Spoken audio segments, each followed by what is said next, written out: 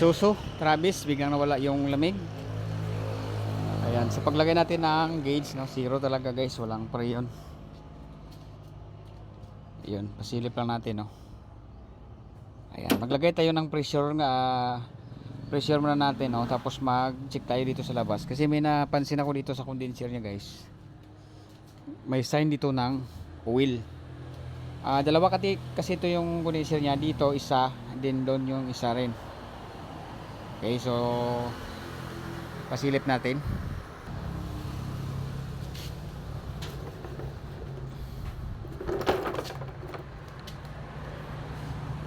Tingnan natin dito guys, oh. Yeah.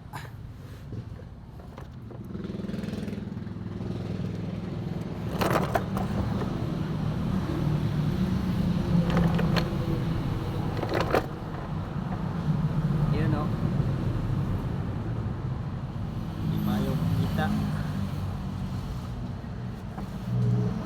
Yan guys, oh, may langis dito, oh. Ayan. So di mayo klaro guys, no. So di ko sigurado kung tinamaan ito ng cable.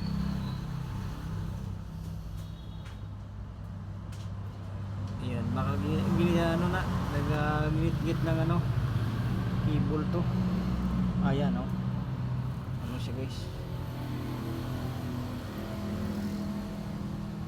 So lagyan natin ng pressure muna.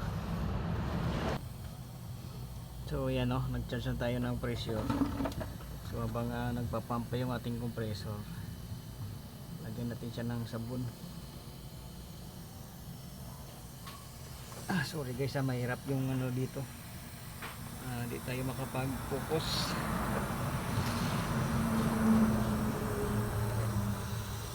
Yan, sumisirit guys. Uy, yung ating camera. Ayan, laki ng leak, oh. Namaan talaga ng ano guys, cable, yung condenser natin, oh.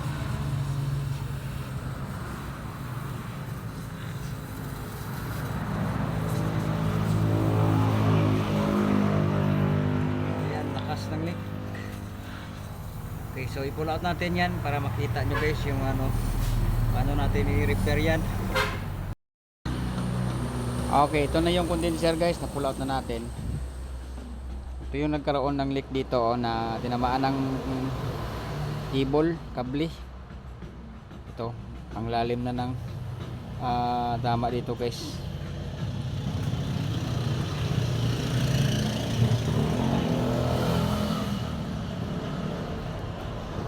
Ayan, so ang gawin natin dito, good pa naman to. Bali i-welding natin to, i-repair natin tong leak dito.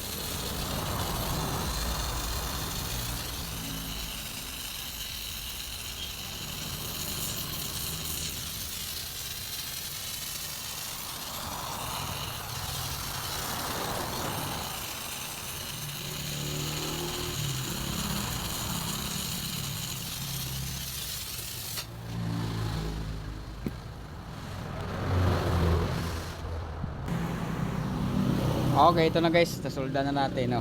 So yung ating ano, hindi naman tayo masyadong maganda yung pagka ano, no. At least wala siyang leak, no. Pero bago natin yan ikabit, ibalik doon.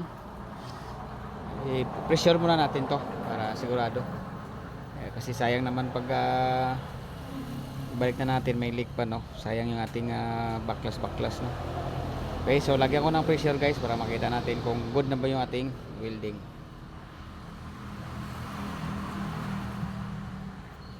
Ayan. So hindi ko na pinalagpas pa dito yung ating welding. Yung tinira lang natin ay yung mismong may butas. Ayan siya guys. Okay. Okay, yan. Silip natin yung ating welding.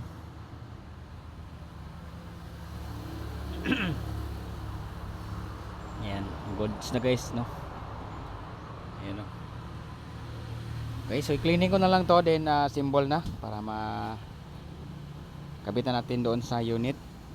So yung pagbaklas at pag-symbol, no, di na natin i-video. Importante, direct to the point tayo sa ating ginagawa sa mismong problema. Alright? Okay, so yan guys, no. Tapos na po, na-symbol na natin. Tapos yung sa ilalim, no, pinalian sa natin ng alambre para di na siya rilapit pa sa ating condenser. Yun, no.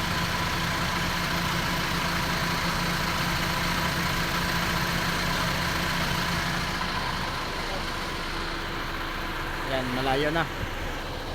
So yung compressor niya dito guys, no, bagong palit daw to, pero medyo maingay na. Pero malamig naman. Ayan. So at least na-inform natin sila, no. So go na po guys. So thank you for watching.